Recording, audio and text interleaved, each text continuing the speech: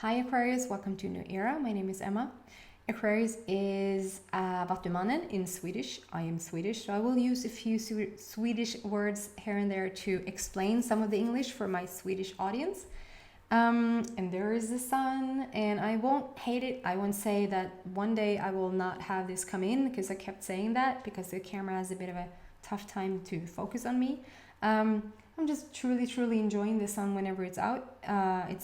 We're in Sweden. I'm recording in Sweden, and so it has already turned a bit into fall, and I love fall. I just love it, but it's already a bit gray and a bit rainy. So when the sun is out, it's just lovely. Okay, we have just moved into Virgo season, and we're just, barely coming out of Leo season. So it's a bit of a mixed bag, a bit of mixed energy, I feel. But you will start to calm down. You will start to feel more and more of the Virgo energy as we go. And today, when I'm recording this, there is a very special moon. I'm not heavy into the labeling. I'm not heavy into even if it's full moon or new moon or whatever moon. I'm just really into whatever. There's a barking dog here. Sorry about that. If you picked that up, I am not sorry about it. If that was a message to somebody, just take that to heart. If there's a dog in your life somehow, that dog just gives you a shout out, or if there's a dog on the other side that's what sort of wants to say hello, then just hello from that dog to you. Okay, Aquarius. Right, so we are around that special moon, and when there's enough people who have thought the same thoughts, like they think that, okay, this moon is like 2012, even though it was doom and gloom, it was a lot of people expecting not so good things to happen. Around this moon, there's a lot of people feeling like there's a shift. There's a lot of good things happening around this moon. And when there's a lot of people that has thought the same thought, it sort of creates a thought form that you can tune yourself into. And that I will use. That is a real thing. It doesn't, you can see it, you can't smell it, you can't touch it. It still is a real thing. So I would tune into that. I would tune into that energy, and I would use it as much as I could to my best ability. Okay, but let's see what's going on for you, Aquarius, in your specific sign for your upcoming week, and how you might be affected with the energy going on. I just feel like September is the most beautiful, because it is so many people that has thought like 2020 is going to be a really good year.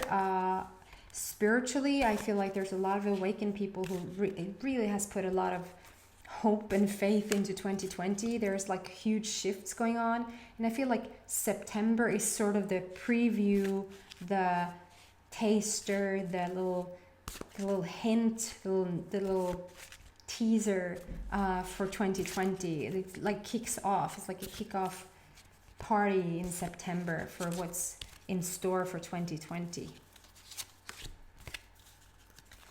So I do 3 cards. I draw 3 cards that I feel most drawn to. Apparently I'm supposed to do 4 for you, but usually I do 3 cards, and I look like this. Wow. Ooh.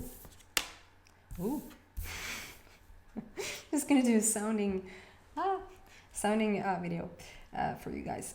Okay, so first card out is my Leo card, which is leadership. Set your goals. I love that. Not because particularly I'm a Leo myself. Then we have, this is not the best card in the deck, so let's see what's going on with that one. 7 deadly sins, humanity's destructive traits. And then we have moving forward, get ready for positive change. Beautiful. And so this sort of gives me a story straight away. I'm not heavy into I might be drawn into relationships, but not like in a romantic way per se. But if you immediately when I start talking know that this is your relationship, use that, because it's a general reading, so I can't I can't talk to all at the same time. Or maybe I can.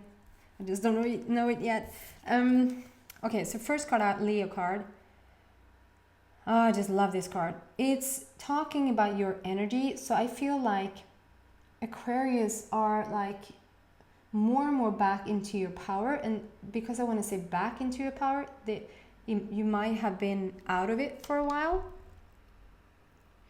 So the leadership card is more like a telling of your power, and not the power in the wrong way, using the power in the right way, just influencing people only with good intentions, that sort of thing.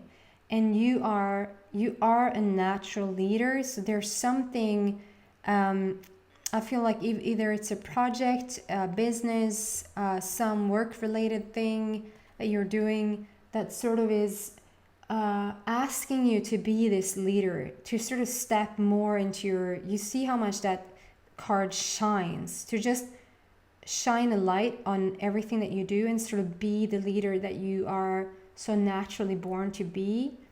And even though it doesn't have to be that you're in the center of attention or in front of the camera, or that you have to like stand for everybody to see you, like you can be behind the camera, you can work somewhere where you're not seen. That's not the leader I'm talking about. It's just taking your position as a powerhouse, I would say. Okay, and then the second card out, because I feel like this is drawn to business and that you are more and more stepping into your, okay, this is where I belong, this is what I'm supposed to do, and I'm not supposed to be bossed around. I'm actually the boss here. So it might be, in fact, like literally that you have your own business and you have a lot of employees, or at least some employees, and they sort of don't know where to draw the line. There can even be an employee that sort of is acting more like the boss than you are, and you know, people feel that as soon as, like, I did classes back in the day. I had retreats and stuff, and I also visited some retreats just for inspiration to have my own going. And you could straight away, if you're at this retreat where somebody who's supposed to be the leader or supposed to be the teacher, they sort of don't, if they don't take that position, it's very uncomfortable. And somebody who's like next in line to pick up that energy, they will, because it's so uncomfortable for the rest to just be left hanging. They want somebody to be the leader. That's what Caesar Milan, if you know about him, he teaches parents, I was going to say, people about how to treat their dogs right, how to get like their dogs in order and more balanced. And it's so beautiful to see. And he always says that, you know, a dog wants a leader. They want a true pack leader to look up to and to follow. You're a pack leader and you need to take charge. You need to find that positioning and really step into that energy, I feel. Next card out, 7 Deadly Sins, Humanity's Destructive Traits. Coming out next to that, I feel like it has been a bit unorganized, a bit unbalanced, and that if it is your own business, maybe people has, you know, left your business. They don't want to work there anymore, and so you try to get somebody else, or you couldn't get somebody else, or that sort of thing. Or in another situation, if it's not work-wise, I feel that like there is somebody in your life or around your life, or just the feeling of the energy around your life that you feel are coming at you, that you're feeling a bit like they're coming at you for some reason. And if you just step into this, if you take back your power, you take back and it's not so you can fight back or you can start to, you know, start a conflict. It's not that sort of thing. It just asks for you to sort of shape up the situation a bit, okay? It wasn't that heavy as I thought. This is the heaviest card in the deck, but it's not as heavy as I thought it is. And so it feels like you're using your energy a bit. You can see that you're using everything that you have, like for your life. You're using all the energy that you have. You're trying to get it right. And then like the rest of them, they don't want to see it, they don't want to hear, they don't want to listen. It's like you're using your energy in the wrong way. because you're not getting anything back, and it really drains you, okay? So you need to shift that around. You need to sort of, instead of feeling half or feeling like you're not the boss or not the leader or not the person in charge of your own life, you can just take that to anything really, and it would apply to anything. If you feel like you're coming from a half balanced place and you're trying to talk to your partner, it's not going to be a good conversation. But if you work on yourself and you truly come into a more balanced position and then have that talk with your spouse, it's such a beautiful conversation. It will end, at least hopefully, end in such a better place. So I feel like instead of trying to get to work everything out, instead of trying to, whatever situation that is that you're in, trying to work it out from coming from that not fully balanced place, this is the energy that we want to reach first. Okay? And then lead, then have the talk, then employ somebody, then have somebody come in for a job interview, or then go on the job interview. Don't be half and go on the job interview. You won't get the job, not because you're not worthy of it, but because your energy wasn't in the right place, if that makes sense.